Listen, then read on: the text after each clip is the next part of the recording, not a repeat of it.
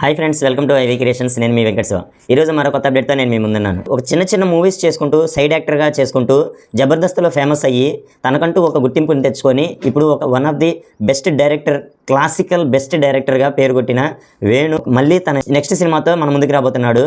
ఎల్లమ్మ అనే టైటిల్ పెట్టి దిల్ రాజు ప్రొడ్యూస్ చేయబోతున్నారు ఈ మూవీని. ఎల్లమ్మ అనే టైటిల్ని ఎప్పటి నుంచో అనుకుంటూ ఫస్ట్ నితిన్ అనుకొని ఇప్పుడు దేవిశ్రీ ప్రసాద్ డిఎస్పీని హీరోగా పెట్టి తీసే రేంజ్కి ఎదిగాడు వేణు. ఎల్లమ్మ అనే టైటిల్ అసలు ఎలా ఉందంటే, తెలంగాణకి ఎల్లమ్మ తల్లి జాతర అనేది ఎంత ఫేమస్, ఆ టైటిల్ని పెట్టి ఆ టైటిల్తో ఒక మంచి సక్సెస్, అసలు టైటిల్తోనే సక్సెస్ వచ్చేలాగా పేరు తెచ్చుకున్నాడు వేణు. ఎల్లమ్మ ట్రైలర్ అయితే రిలీజ్ అయింది. ఇప్పుడు ట్రైలర్ చూస్తుంటే అక్కడ అందులో ఓన్లీ సీన్స్ కూడా ఎక్కువ ఏం లేవు. ఒక పొటేల్ని చూపిస్తూ ఎల్లమ్మ తల్లి జాతర, ఎల్లమ్మ తల్లికి బలిస్తున్నారు అన్న రేంజ్లో చూపిస్తూ స్లో మోషన్లో డిఎస్పీని హైలైట్ చేస్తాడు, డిఎస్పీని రివీల్ చేస్తాడు.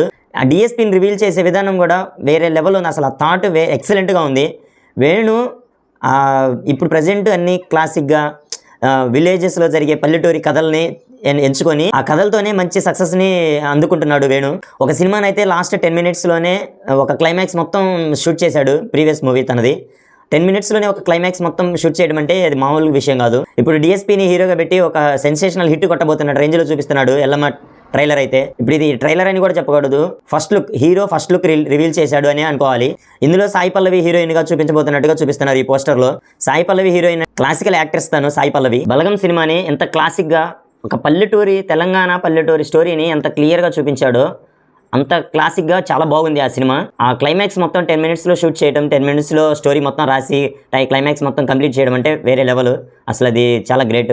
ఆ సినిమా మీద ఎంత గ్రిప్ ఉండి, స్టోరీ మొత్తం ఎంత గ్రిప్ ఉంటే అంత చేయగలడు అని అనిపిస్తుంది వేణుకి. ఇప్పుడు ఎల్లమ్మ టైటిల్తో హీరోని మార్చి దేవిశ్రీ ప్రసాద్ని హీరోగా సెలెక్ట్ చేసి చేయడం అనే దాని వెనక ఏముందనేది చూడాలి.